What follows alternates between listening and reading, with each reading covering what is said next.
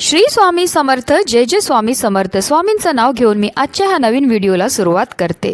हिंदू धर्मात भगवान दत्तात्रेयांना विशेष महत्त्व आहे. ब्रह्मा, विष्णू आणि महेश यांचा अंश म्हणून दत्तात्रेयांची पूजा केली जाते. भगवान दत्तात्रेयांच्या अवतारापैकी एक म्हणजे अक्कलकोटचे स्वामी समर्थ महाराज. स्वामी समर्थ महाराजांना दत्त संप्रदायात खूप महत्त्व आहे. स्वामी समर्थांचा प्रकट दिन हा स्वामी भक्तांसाठी उत्सवाची पर्वणी असते. भिवू नकोस, मी तुझ्या पाठीशी आहे असे विश्वास देणारे भक्तवत्सल्य श्री स्वामी समर्थ यांचा प्रकट दिन चैत्र शुद्ध द्वितीया म्हणजेच 20 मार्च शुक्रवारी आहे. या दिवशी स्वामी समर्थांची विधिवत पूजा केली जाते. या दिवशी स्वामी समर्थ केंद्रात होम, हवन, मंत्र जपसह विविध धार्मिक कार्यक्रम संपन्न होतात. या दिवशी अक्कलकोट येथे भव्य कार्यक्रमाचे आयोजन करण्यात येते. लाखोच्या संख्येने भाविक या ठिकाणी स्वामी समर्थांच्या दर्शनाला येतात. या काळामध्ये जर आपण काही प्रभावी सेवा केल्या तर त्या खूप प्रभावी ठरतात, कारण या काळामध्ये दत्त तत्व नेहमीच्या तुलनेत 1 सहस्त्रपटीने जास्त कार्यरत असतं. तुम्ही मनोभावे पूजा आणि सेवा करतील तर तुम्हाला अनुभव आल्याशिवाय राहणार नाही. पण आता प्रत्येकाला सेवा करणं शक्य नसतं, कारण घरात लहान बाळ असतं किंवा नोकरी व्यवसायानिमित्त बाहेर जात असाल किंवा इतरही काही कारणास्तव आपल्याला सेवा करणं शक्य होत नाही. तसेच प्रत्येकालाच गुरुचरित्र पारायण करावेसे वाटते, पण जर तुम्हाला ते संपूर्ण पठण करणं शक्य होत नसेल तर आपल्याला स्वामींच्या प्रकट दिनापर्यंत अशी एक सेवा करायची आहे, ज्यामुळे आपल्याला गुरुचरित्र पारायणाचे फळ मिळेल व आपल्या घरामध्ये सुख, समृद्धी, शांती येईल आणि आपल्या सर्व मनोकामना सुद्धा पूर्ण करतील.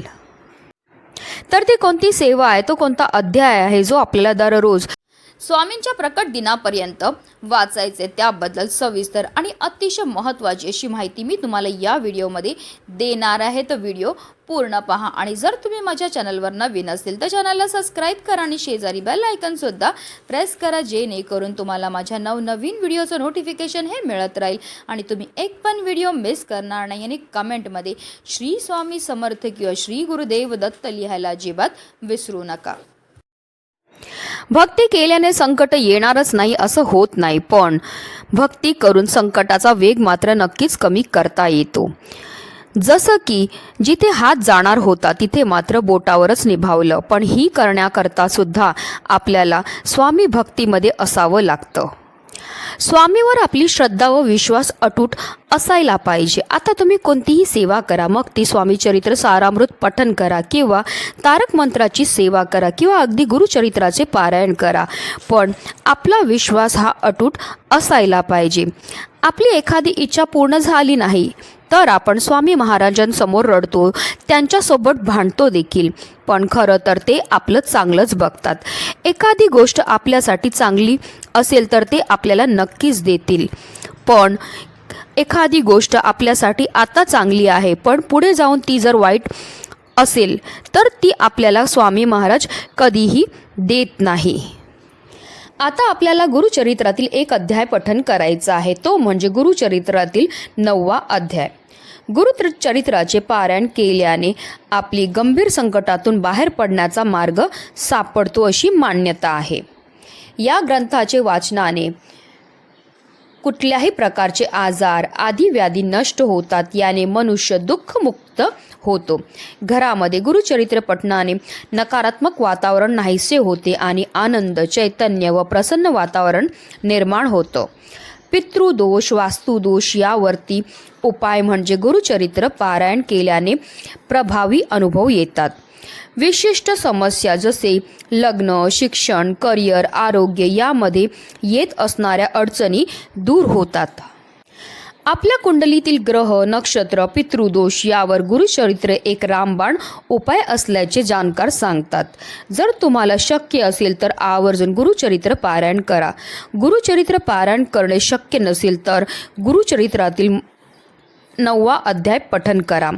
तर हा 9वा अध्याय आपण कधीपासून पठण करू शकतात.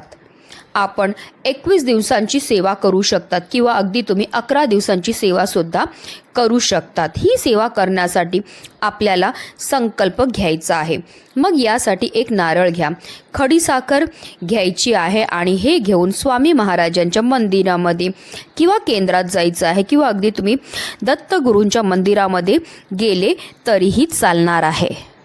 त्यानंतर आपली इच्छा मनोकामना स्वामी महाराज दत्तगुरूंना सांगायची आहे. तसेच मी कोणती सेवा करणार आहे, मग मी गुरुचरित्र पारायण करणार आहे किंवा गुरुचरित्रातील हा अध्याय पठन करणार आहे किंवा स्वामीचरित्र सारामृत पठन करणार आहे, ते आपल्याला बोलायचे आणि नारळ आणि खडीसाखर तिथे ठेवायची आहे.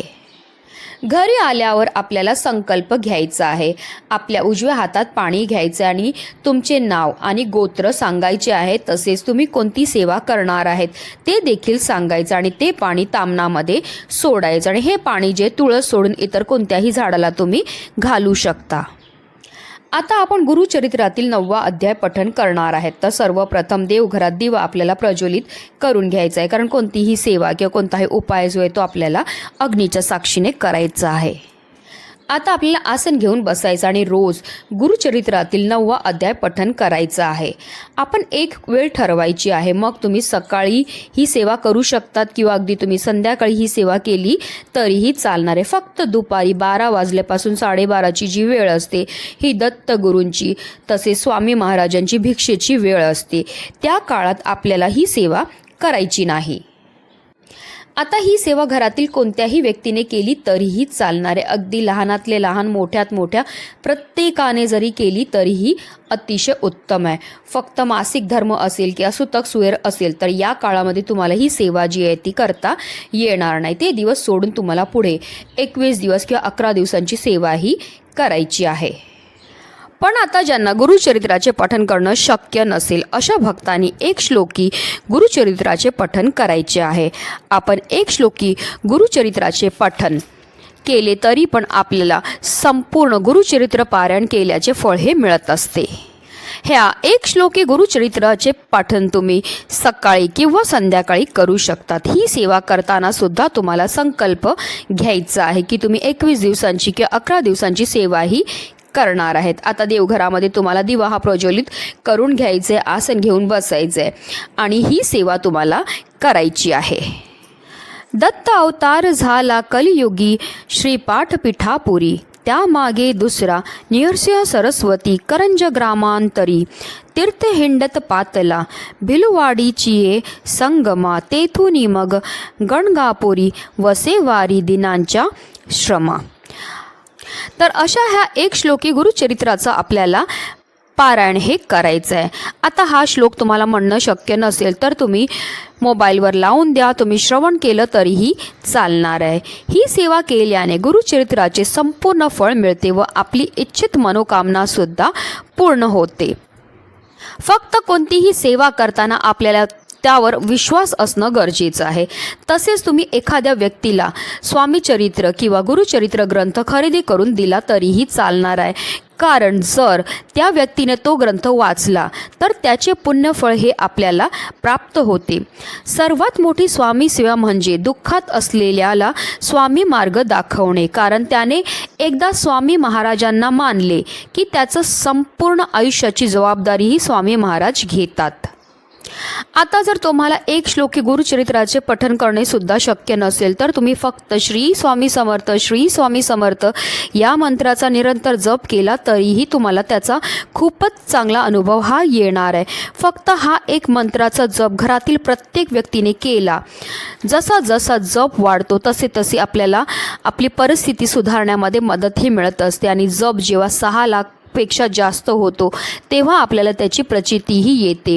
या जपाने पैशाचे मार्ग मोकळे होतातच, तसेच संतती विषयीची चिंता हे मिटते व मुलांमध्ये सुधारणा दिसायला लागते. इतकेच नाही तर पुढील घडणारी घटनांचं सुद्धा आपल्याला आगाऊ सूचना मिळतात. सज्जनांचा सहवास घडतो, धर्म ग्रंथाचे वाचन घडते, चेहऱ्यावर एक दैवी तेज येते. म्हणून प्रत्येकाकडून हा जप झालाच पाहिजे ही नम्र विनंती.